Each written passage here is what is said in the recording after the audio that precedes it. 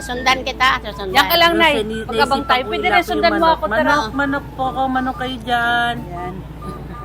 Sabi Good niya, morning po, good "Lagyan mo morning, dito good sa may, morning." sa may tabi, dito. Saan Abang na? tayo Sabi niya, dito. sa may luya. Dito tayo magtabi sa may luya Huwag kasi. dyan, May baka luya. tumae. Oo. Dito lang sa gilid, sabi niya sa Mambili na po kayo.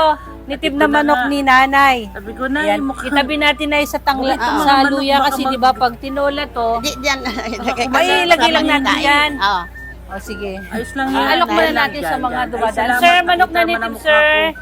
Bili na po kayo. Kanina puro pa eh. Itabi natin sa luya kasi pag ginisa po ito Ito yan na nga nangyari. Sa loya.